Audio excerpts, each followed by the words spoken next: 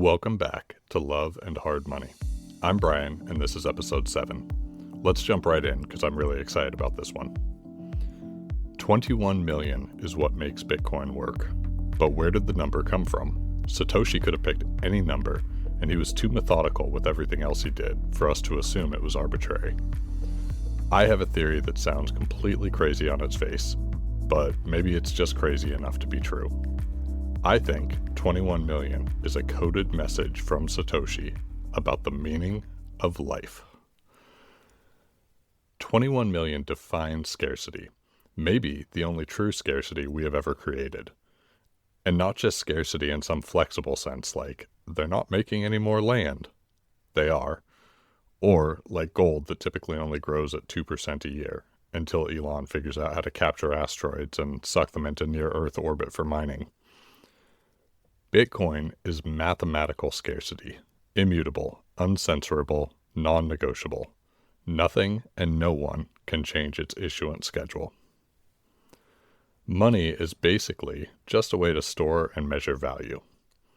How many souvenir t-shirts from the Jersey Shore equals an all-you-can-eat shrimp dinner on the Mekong Delta in Vietnam? If you run a t-shirt shop and you and the kids are going on vacation, what happens if the restaurant owner in Vietnam doesn't happen to want 6 Snooki t-shirts on the night that you have a hankering for shrimp?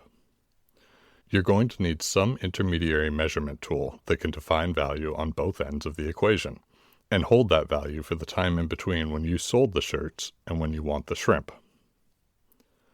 Our current system is insane. Your customer buys the shirt on their maxed out credit card. There are on average 7 steps between them and when the dollars hit your bank account. Customer, credit card terminal, credit card network, issuing bank, receiving bank, settlement. Final settlement can take 1 to 3 days, and there are chargeback risks, counterparty risks, and fees along the way that all get baked into the price of the goods. Then, in order to take that money to Vietnam with you, you have to pay yourself, which involves payroll processors, payroll tax, and at least 2 bank accounts. When you get to Vietnam, you might want some Vietnamese dong in your pocket. That's what their currency is called. Get your mind out of the gutter.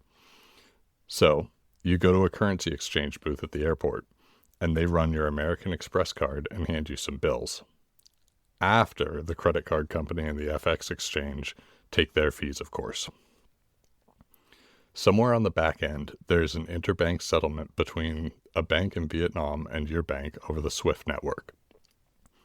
All this time, the dong and the US dollar are free-floating against each other in the FX markets as speculators in Brussels, Montevideo, and God knows where else make bets on the relative strength of each based on proclamations at press conferences from their respective central bankers, which are presumably in turn based on divination from reading the cracks, patterns, and fissures that show up in burned chicken bones at midnight seances. It's usually the shoulder blade they use. It's a real thing. Look it up. Scalpelomancy. If you don't believe me or you don't get it, I don't have time to try to convince you. Sorry. You're measuring value using a leaky balloon with an airbrushed picture of an evil clown on it.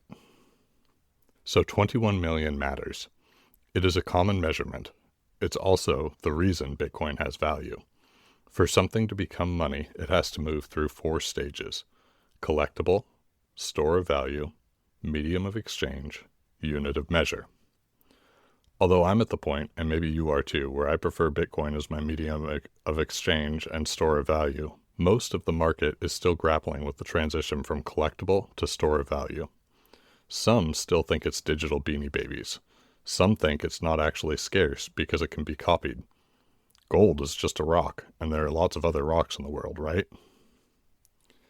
These things take time, and they grow in layers. Lightning and other layer 2s are significant improvements on the payment system we described above. And they're being built on a solid foundation. The foundation is solid because it's decentralized, secure, and has unbreakable rules. People who don't get it yet see volatility, but the volatility is caused by people who don't get it yet. It's like that line from Fat Bastard in Austin Powers. I eat because I'm unhappy. I'm unhappy because I eat. Bitcoin is the best tool we have for measuring and transmitting value in the economy. It's as if our current financial system is hand tools. People have built houses with them for a long time. Some guy shows up at a job site with power tools, and no one there knows what they are or how to use them. Most just ignore them. They're too busy and they have a job to get done. Some people pick them up and start to use them the wrong way, but eventually they get the hang of it and figure out that they're orders of magnitude more productive with them. Even as the early adopters start to figure it out, a guy who thinks the hammer is the pinnacle of human tool making might sell you a nail gun for the price of a hammer and think he outsmarted you. That's just the market slowly making sense of something no one has seen before. It doesn't say anything about the actual value of the tool.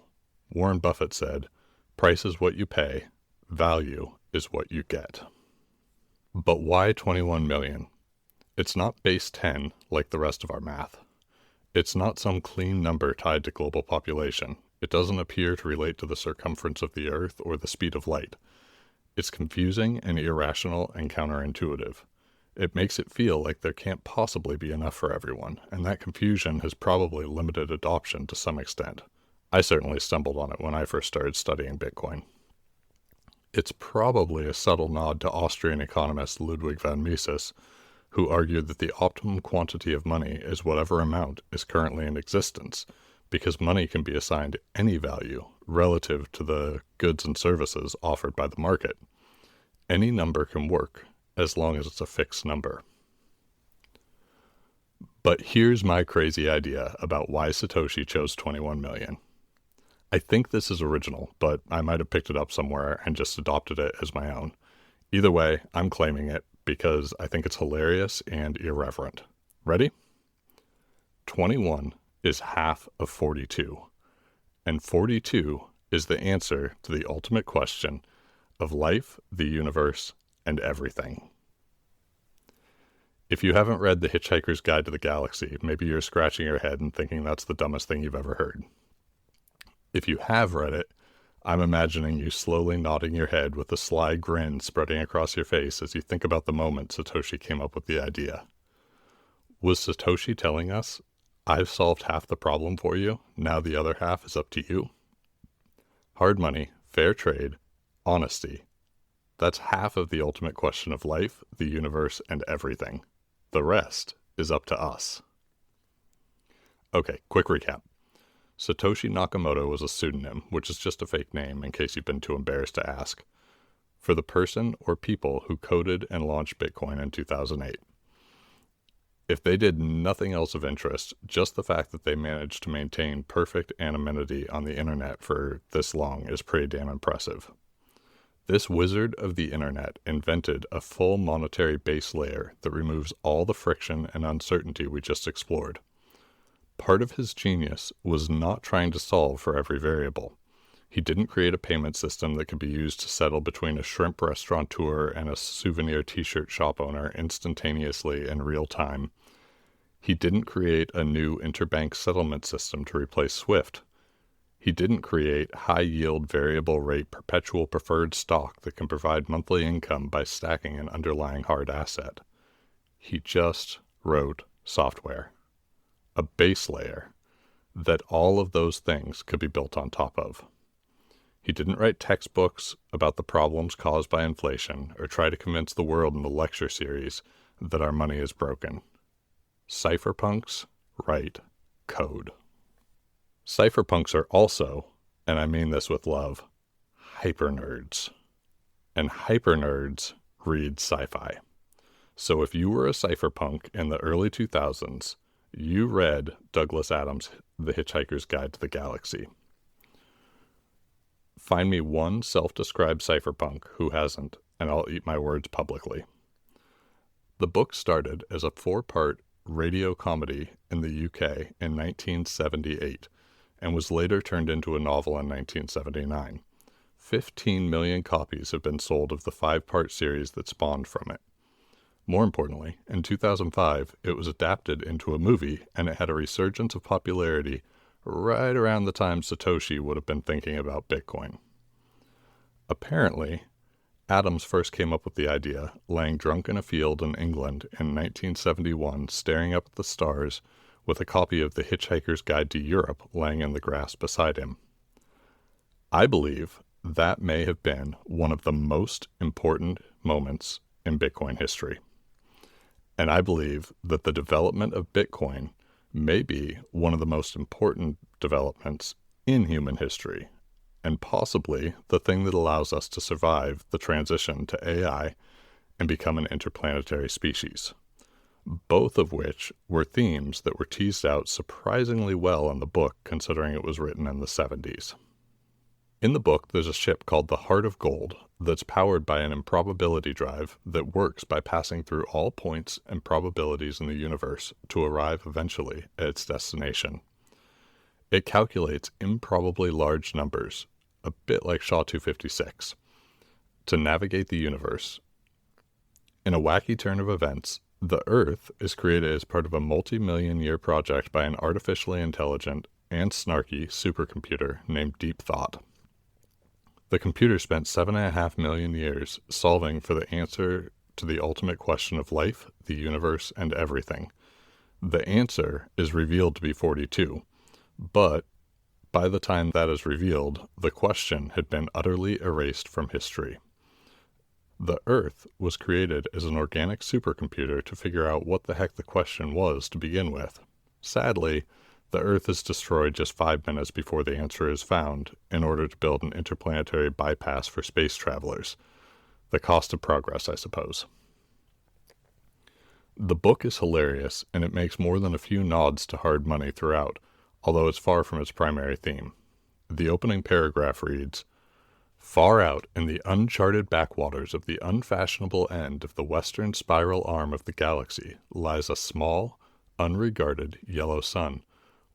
Orbiting at a distance of roughly 98 million miles is an utterly insignificant little blue-green planet whose ape-descended life forms are so amazingly primitive that they still think digital watches are a pretty neat idea.